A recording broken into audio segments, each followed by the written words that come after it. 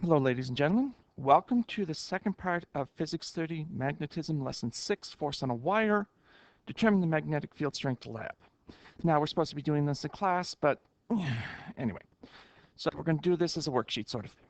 So problem, using the relationship between current in a conducting wire and an outside uniform magnetic field, what is the magnitude of the external uniform magnetic field in Teslas? Now here, you have to come up with a hypothesis. And as I said before, it's a strong positive statement. I believe that the magnetic field strength of this supermagnet is blah. Now, if you've been paying attention in class, you know I've been talking about strengths of magnets, and you have an idea what this will be. So, fairly straightforward lab. A conducting wire of known mass m and length L is placed on an electronic weight scale. A current I is produced in the wire. A uniform magnetic field B is placed near the wire. Using the relationship between the current and the resulting apparent mass, the magnetic field of the magnet is calculated. So here, power supply. Note the positive end and the negative end. So the current is flowing that way. We have an ammeter. Now, remember, actually, if you watch the lesson 6 video where I talked about the galvanometer, loops a wire in a magnetic field. When current flows through, the needle moves.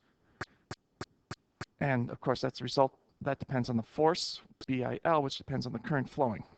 Now, that's a long way of saying an ammeter is just a type of galvanometer. More importantly, we have current flowing that way. The magnetic field's out of the page, so now you do the left-hand rule, and you realize the force is straight up, or it should be. F sub m, not F sub b, forgive me. So, what is controlled? What are we not changing? What is the one thing we are manipulating? And what's the one thing that's changing? You guys figure that one out.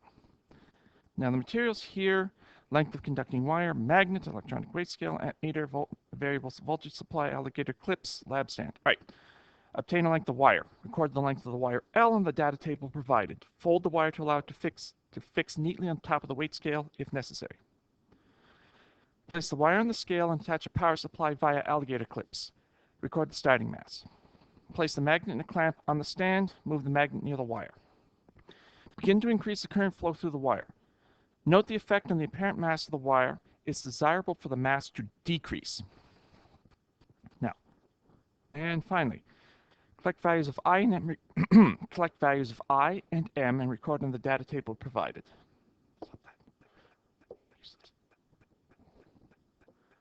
Be careful with higher currents. The power supply will switch off when the internal circuit is overloaded. It's best to turn up the current only momentarily to take a reading, then to decrease it again. Now, as I said, this is becoming a worksheet, so here's some data provided for you. Length of the wire, oh, fudge pot. 0.078 meters, sorry. 7.8 centimeters. We're not having a 78 centimeter wire. My apologies. Now the current in milliamps, or thousands of an amp, 0, 0.2, 0.3, 0.4, 0.5, 0.6, 0.7. Apparent mass M, 25.3, 25.2, 25.0, 24.8, 24.5, 24, 23.8. Now, as with most labs, sources of error. List and briefly explain 3 possible sources of error and uncertainty that may have affected results. Hint what improvements could be made to the lab to obtain better results. As always, do this after the lab, at the end. Now, going on, questions. Create a graph of M versus I with M on the y-axis. Now, how do I know you've done that? Because part B and C, or part B, you give me some data from that graph. So, this is M, this is I. You should get like that. Now, how do I know you get that? You give me a graph, or so you give me equation y equals ax plus b. Now, if you do this properly, you're getting something like, and remember the reason you draw the graph is so that you can look at the data points and you see all 6 of them or 7 of them there. 1, 2, 3, 4. 1, 2, 3, 4, 5, 6, 7. Yes, you should see 7 data points, roughly a straight line. If you don't see 7 data points, you put in one wrong. and we'll screw up your results.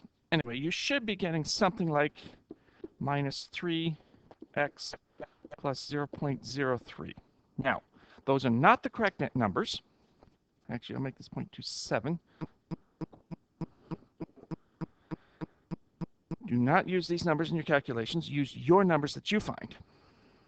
Now, why? Because I said so. Now, once you get this equation, extrapolate to find the x-intercept. The x-intercept, y equals 0, and solve.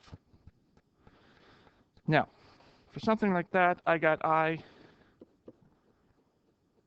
something like 0.008, 009, something like that. Not giving you the exact number, you calculate it. Remember that. Now, the free body diagram, what's happening? You've got force of gravity down, and what's pulling up? All right. Now, determine the magnetic field of the magnet. All right. Now, how do we do this? Well, force of gravity, force magnetic. When and where is that? When x equals 0. Yes. Then force magnetic is equal to the force of gravity. That point, 0, so mg equals BIL. What do we have to find? Mr. Durling, you have a call on line 3. Mr. Durling, call on line 3. That's to solve for B.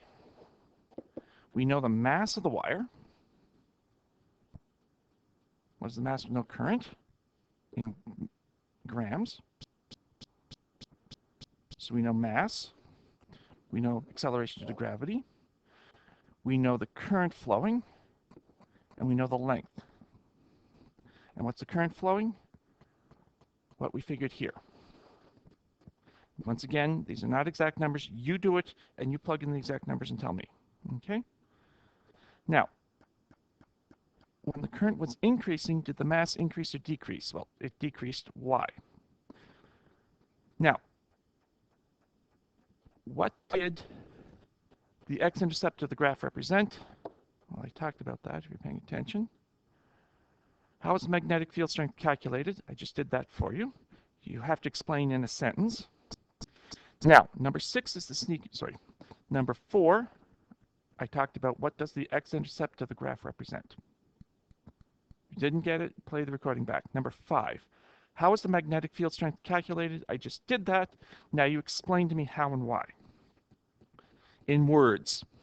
Yes, vocabulary question. Woo, vocabulary.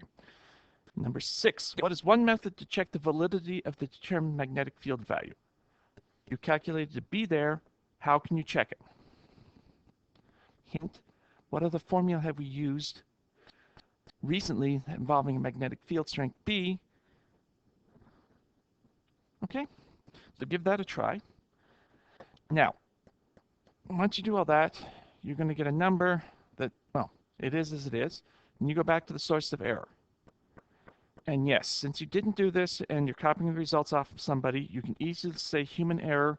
You don't know the quality of the results. They're just the numbers you were given.